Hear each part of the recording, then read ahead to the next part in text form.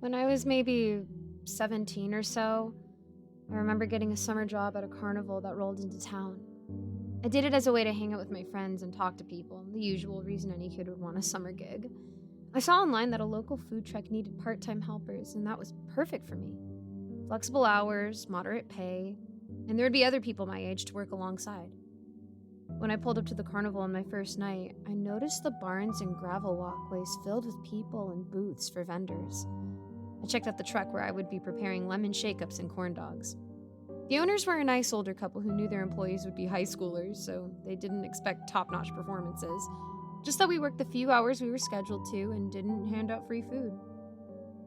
There was a girl I was working with that was absolutely gorgeous. I had seen her around school and could barely focus when we were sharing shifts. She was laughing and chatting with her friends when I stepped up into the truck to begin food prep. She turned and looked at me with a smile. Her dark eyes and chocolate hair seemed to wave at me, courtesy of the desk fan taped to the truck's wall. "You must be Mark, right?" she asked me. I nodded my head, scared of what would happen if I spoke. "I'm Haley," she said in response to my gesture. I finally managed to squeak a, "Nice to meet you," before I buried my nose in the prep counter. I didn't have much experience in food service, but all I had to do was dip a hot dog on a stick into a bucket of batter and then set it in the fryer for a few minutes. Haley would work the cash register and just tell me what to make. It was simple work, and after a while, I was able to strike up some pretty good conversations with her. Apparently, she had a pretty sad past with an abusive father and her mother remarried rich. That would explain her tricked-out car she drives to school. Being someone who was always labeled as an uppity girl in school, she actually was pretty down-to-earth and kind. It wasn't until after my second hour that I noticed something odd. Across from our truck, there was a man grilling chicken for a fundraiser for the local fire department. But what was strange is there was a brightly dressed clown wandering in circles around his area, seemingly stalking him. He stepped away from his grill and moved to take a plate of meat into the tent where it would be served. But as he went out of sight, the clown moved in and made his way down towards the grill.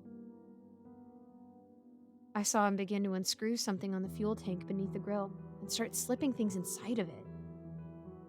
I don't know if this was a routine or a joke, but it seemed too real, and nobody was watching him. I told Haley I would be right back and went to confront the clown. As I closed in and swiftly went towards him, he looked up and that's when I saw it. The clown had an odd face. His chin was too low, his eyes were slightly too far apart, and were an odd milky white color with no pupils. This wasn't cheap clown makeup. This was his real face. There were dark sockets surrounding his eyes, as if he was supposed to have something bigger in its place. The clown gave a childish look of surprise when I approached him and asked him what he was doing. He handed me a rusty hammer from his bag that was thrown over his shoulder and bolted quickly away and around the corner within seconds. I chased after him, but as soon as I turned that very same corner, he was gone. It was straight ahead with no entrances. The clown had to have been there. There was nowhere else to go. My thoughts were interrupted as a man grabbed my arm and spun me around. It was the man from the grill I had seen. "Do you want to explain what I'm seeing?" the man told me in an angered tone. "What are you talking about?" I replied. The man pointed to his sabotaged grill that had its fuel tank smashed and pouring fuel everywhere. "If I would have turned that fuel tank on, people would have died, kid," he screamed at me. People all around looked at us with disgusted looks. "It wasn't me. There was some guy dressed as a clown that ran off. The one standing by you for the past 10 minutes. I shot back at him. He looked at me confused and then told me that there was no clown standing by him and that he was all alone.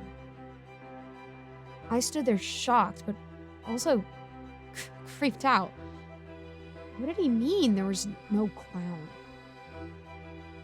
After a round of apologies for something I didn't do, the firefighters let me off the hook relatively easily, all things considered. I returned to the truck, and Haley was inside furious at me. "Thanks for the help," she said sarcastically. I apologized and lied, saying that I got caught up on an important phone call. She just rolled her eyes at me and went back to the register.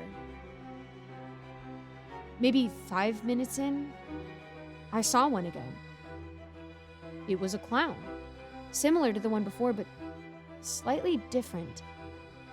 This one had orange hair and a bowler hat, but the face seemed vastly similar to the one from the grill.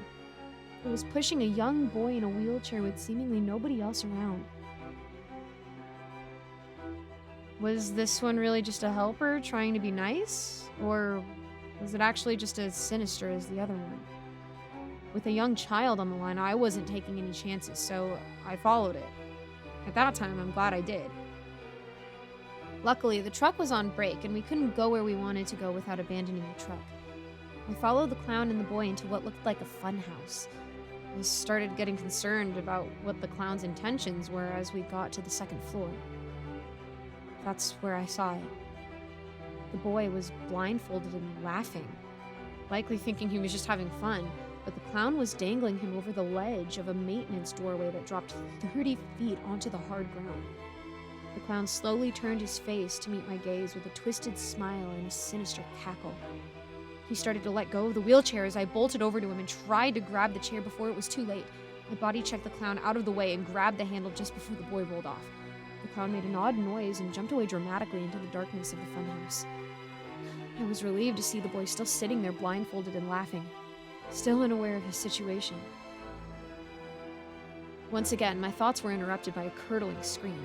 There was a woman standing below and staring right at us. Her screams brought a crowd before I could even comprehend what was unfolding, but that's when it hit me. I was framed again. The next few hours went by like a flash. First, I was handcuffed and brought to a security station for questioning.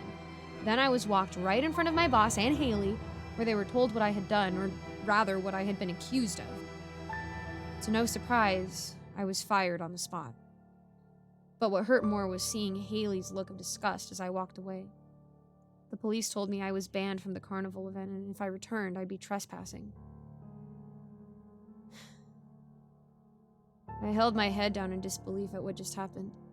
Nobody believed me of what I saw, and nobody else seemed to have witnessed the clowns but me. If I was lucky, I'd be able to return to school this fall and not have this follow behind me. On my way out, I passed a magic show and decided to blend into the crowd to at least get some enjoyment out of tonight. The magician called on his lovely assistant to help with his next trick. The assistant that walked out, though, was a frumpy being in baggy, flashy clothes that wore a crumby wig and a skirt. It was another clown. I watched the clown closely as I recognized its gaze locked directly onto my own. It smiled another sinister smile, and it walked swaying its hips dramatically. The magician pulled out a large crate and asked for a volunteer to step into the box as the clown held the door open. He picked a young woman from the crowd, and I recognized her immediately. It was Haley. She grabbed the magician's hand and stepped up to the stage. The clown held the door open, motioning her to step inside, but as he did it, he turned again to look directly at me. At first, I panicked, but then I came to my senses. Everything I had tried to stop tonight only ended with me in trouble, so I decided to call the clown's bluff. I smiled at him, then waved, provoking him to actually do something or admit defeat. I felt a wave of satisfaction run over me as the clown frowned and scowled at me for not getting involved. But that emotion started to waver as his twisted expression turned into one of evil and sick joy. He shut the door with Haley inside and then made a swift exit out of the back of the stage. The magician said his magic words and swung open the door. Some people puked. Others screamed. While some thought it was still part of the show. But what was inside the box was something that has been burned into my brain that I can still see to this day. It was the mangled and torn apart corpse of Haley. I stared in terror as the box leaked with blood, and the magician stood startled on the stage, wondering what had happened. As first responders arrived, I knew I needed to make my exit or risk being seen by police. I ran home and shut myself in my room. Does this mean I really was saving people's lives tonight? Would that grill really have exploded? Would that boy really have fallen to his death? I asked myself what these clowns were up to and what they had against me. But my only conclusion was no conclusion at all. To this day, I've never seen those clowns again. but I know what I'll face if they ever do return. Do I take the blame for their actions? Or do I let them carry out their torment on someone else?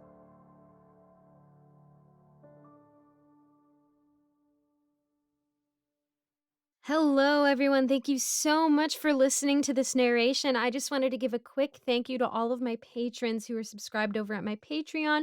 We have a great big thank you from me to you, Alonzo, Kozak, Icy Narrates, Jesse Hartley, Andreas Anderson Linden, and Geek Sanctuary.